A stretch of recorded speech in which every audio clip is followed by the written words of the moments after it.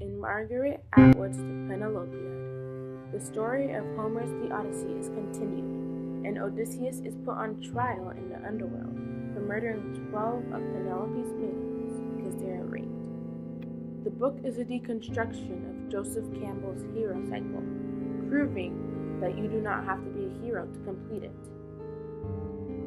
A movement in today's times, the hashtag #MeToo movement, relates to this book because the world is starting to deconstruct social constructs alike to how the Penelopiad does the same for Joseph Campbell's hero cycle. Odysseus is supposed to be the ultimate hero. He destroyed Troy in battle, spent years fighting monsters to get back the love of his life, and killed anyone else who stood in his way.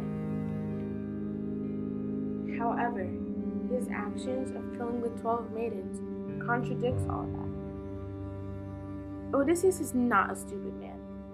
On the contrary, he is quite clever, so we know this action was intentional and he was thinking him straight, turning him to more of a villain than the hero we thought he was supposed to be. It seems that wherever Odysseus goes, destruction follows, and we begin to question, is Odysseus a hero?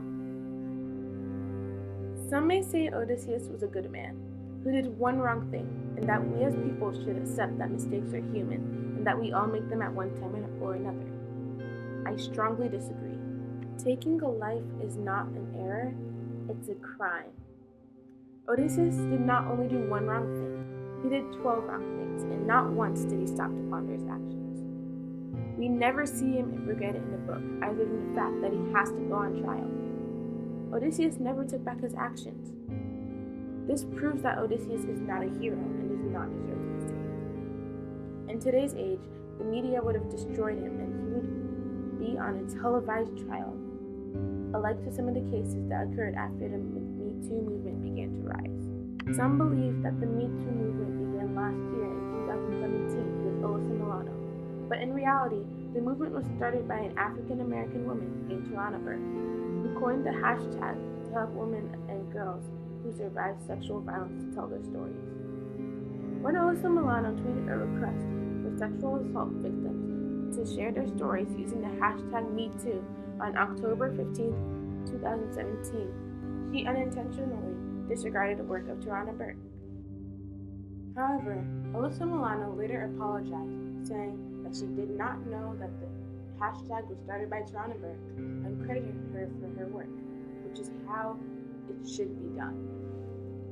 The way the #MeToo movement and the Penelopiad are connected is that in both cases, these women have been wronged, and the perpetrators often don't get the punishment they deserve. The difference between the two is that we cannot change what happened in the Penelopiad, a fictional story with fictional characters, but in the #MeToo movement, a real-life thing can help us to spread awareness so that we can prevent more crimes similar to these from happening. And as the world begins to make a higher priority of sex education and the idea of consent, we are preventing more and more cases each day.